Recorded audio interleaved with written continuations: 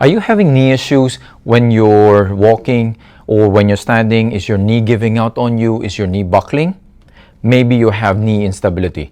One of the most common conditions that I see in the clinic next to neck pain and back pain is knee issues, knee pains. That's one of the most common conditions I see. I think maybe because here in New York, we walk a lot, we use the train, we're so used to commuting every day, and that we wear out our knees a lot. So if you are suffering from knee stability or even some knee pains because of that instability, I want you to watch this video. Make sure you watch it till the end because I'm going to be sharing with you my top exercises that I give for my knee stability patients. And also, they're so simple that you don't need any equipment and you can do all of them lying down. So make sure you stay tuned to the end. Hi, this is Reggie from Restore Plus Physical Therapy. And in today's video, I'm going to show you my 3 exercises that I prescribe for knee stability patients.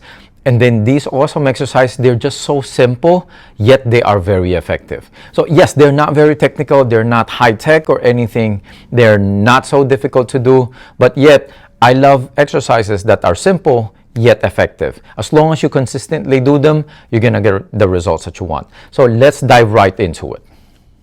Now, the first exercise that I'm going to show you is going to target your VMO. Now, the VMO is the muscle on the inner part of your knee here. It's part of your quads, but it's in the inner part.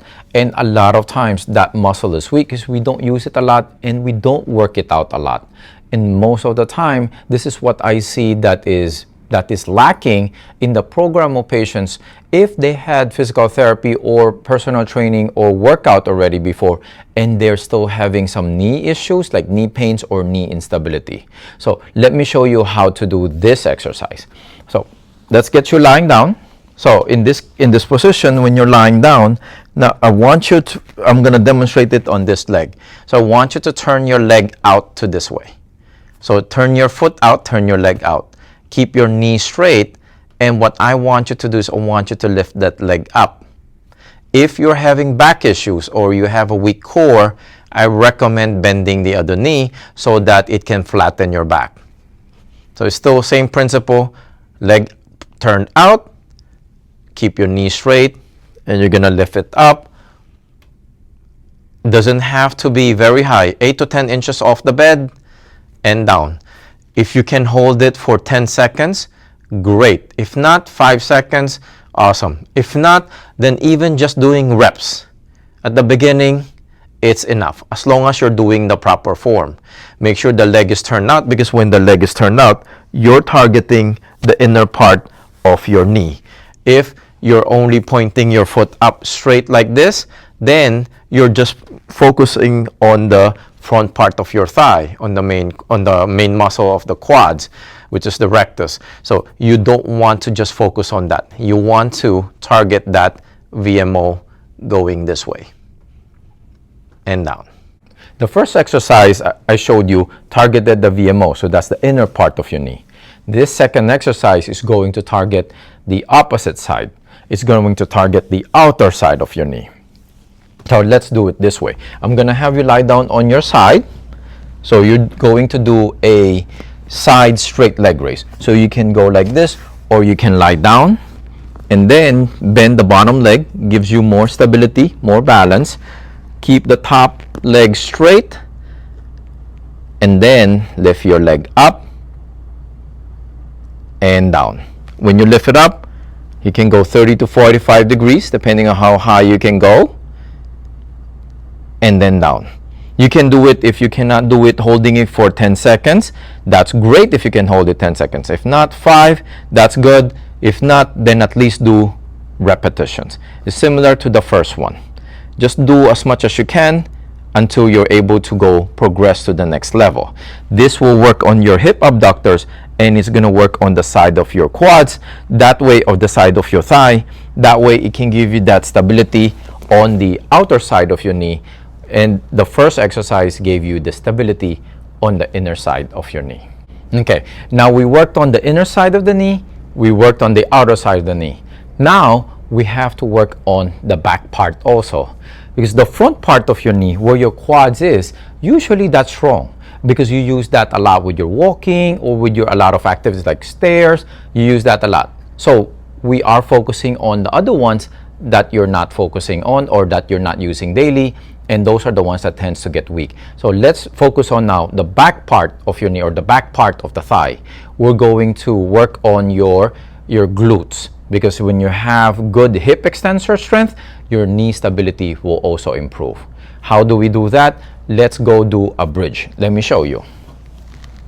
You're going to lie down and bend both knees. Bend both hips and knees like this. Now, I want you to do this on the floor or on a firm surface, because if you do it on the bed and your mattress is soft, this is not going to work very well, especially because you're going to put your weight, you're going to push your weight down. So from here, you can have your hands on the side, or you can have your hands here. And then most important is before you just lift your butt up. So a lot of times I see people, when they're doing a bridge, they're just lifting the butt up and down. That's okay. It works the glutes also, but there's a missing component that is very, very important. And this is, I want you to tighten your glutes first. Squeeze your butt cheeks together first before you lift your hips up. Because when you do that, you're increasing the contraction of your glutes and you're getting more out of this exercise. So tighten your glutes first, squeeze your butt cheeks, and then lift your hips up. Hold it for 10 seconds if you can. If not, 5 seconds. If not, then do it repetitions. If you're holding it for 10 seconds, you can do it 10 repetitions. Now, if you're not holding it, you can do it just repetitions, meaning you can do 2 or 3 sets of them. You do more if you're not holding, but if you hold it for longer, you can do less. So squeeze your butt cheeks and then up, hold 10 seconds and come down. Another thing is, make sure when you're doing that, make sure you're tightening your stomach. Make sure you're activating your core, because if not, you're going to be more prone to having back pains. So that's how you properly do a bridge. There you have it.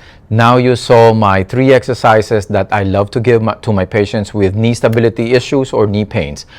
They're so simple. Like I mentioned, you don't need anything. That's what one of the things I love most about them, and they're awesome because they're very effective. So I like simplicity, consistency, and commitment. Those are the things that I want and I look for with my exercises, so that you'll be able to do it easily and no excuses. Because once you do it, I know you'll be able to strengthen that leg. Thank you for watching this video. I hope it is helpful to you, and share this with someone you know who has some knee stability issues or who has some knee pains. Hopefully they'll be able to do these exercises and it will help them. And don't forget to click on that subscribe button and turn on your notifications so that you can get alerted once my new video comes out next week, sharing more tips on how to get healthy and pain-free. So go watch the next video.